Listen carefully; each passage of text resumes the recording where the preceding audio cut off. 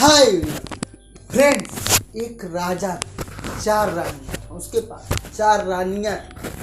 वो चौथी रानी से बहुत ज्यादा प्रेम करता था। उसको हमेशा सोने के आभूषणों से लदा रहता था, अच्छे अच्छे खाने खिलाता था। और तीसरी रानी से भी वो प्यार करता था, लेकिन उसका बखान वो दूर दूर के राज्यों में करता था और मोहब्बत भी करता था दूसरी रानी से। जो उसको दूसरी रानी, वो उसकी अच्छी सहयोगी। जब वो दुखी रहता था, किसी परेशानी में रहता था, तो उसके पास जाता था। वो उसका सही निस्तारण करती थी, उसके प्रॉब्लम को सॉल्व करती थी। और जो चौथी रानी मीन पहली रानी थी, उससे वो थोड़ा भी मोहब्बत नहीं करता था, लेकिन वो रानी उसके राज्य को, साम्राज्य को, धन को बढ़ाने में बहुत ही इसका मदद करती थी। एक दिन अचानक राजा बहुत ही बीमार पड़ गया। सभी वैद्य आए, बताए कि अब आपकी उम्र बहुत कम है, आपके पास टाइम कम बचा। जिससे वो चौथी रानी से बोला कि रानी, अब मैं मरने जा रहा हूँ, क्या तुम मेरा साथ दोगी?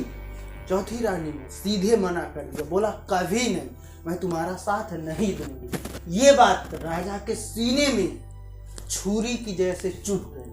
फिर वो तीसरी रानी के पास गया और बोला मेरे पास टाइम कम है, क्या तुम मेरे साथ चलोगी? तीसरी रानी बोली नहीं, क्योंकि जिंदगी बहुत ही खूबसूरत है, तुम मरोगे तो मैं दूसरी शादी कर लूंगी। और दूसरी रानी के पास गया, दूसरी रानी से भी बोला कि अब मैं मरने वाला हूँ, क्या तुम मेरे साथ चलोगी? रानी बोली मैं तुम्हारे साथ कब्र तक जा सकती हूँ, उसके आगे नहीं जाऊंगी। फिर वो चौथी रानी इस बात को सुन रही, जो पहली रानी थी, वो बोली मैं आपके साथ चलूंगी, आप जहां भी जाओगे मैं चलूंगी। बातों को सुनकर राजा उधर देखा तो उसकी पहली रानी, जिससे वो थोड़ा भी प्यार नहीं करता था, वो बहुत ही कमजोर थी। राजा उसकी तरफ देखकर रोने लगा। जब समय था तब मैं तुम्हारा थोड़ा भी ध्यान नहीं, थोड़ा भी केयर नहीं की, अब मैं क्या करूं? दोस्तों, ये कहानी हम लोगों को बहुत ही बड़ी बात सिखाई। जो चौथी रानी थी, जिससे हम सब बेहद मोहब्बत करते हैं, वो हमारा शरीर। जब हम मरते हैं तो सबसे पहले हम अपने शरीर को छोड़ देते हैं, हमारा साथ हमारा शरीर छोड़ देता है। और इसी के लिए हम पूरा जीवन इसको सजाने में, संवारने में, सब कुछ करने में लगा देते हैं। और जो तीसरी रानी है, वो है हमारी संपत्ति, हमारा धन, हमारा दौलत, जो भी हो, मान सम्मान। वो जब हम खत्म हो जाते हैं, हम जब मर जाते हैं, तो वो किसी दूसरे को मिल जाता है, किसी दूसरे के नाम हो जाता है। और फ्रेंड्स, जो दूसरी रानी, वो दूसरी चीज थी। हम लोगों, परिवार, कम्युनिटी, फ्रेंडशिप, सर्किल, समाज, सोशल, ये सभी चीजें दूसरी रानी, जो हम सबको हमारे शमशान घाट तक छोड़कर वापस चले आ जाते हैं। और उसी दिन से लोग हमको भूलना शुरू कर देते हैं। फ्रेंड्स, आज जो पहली रानी, वो हमारा आत्मज्ञान है, आत्मा, जो हमारे साथ हर जगह पर जाएगा। वही आत्मा ही सब कुछ है।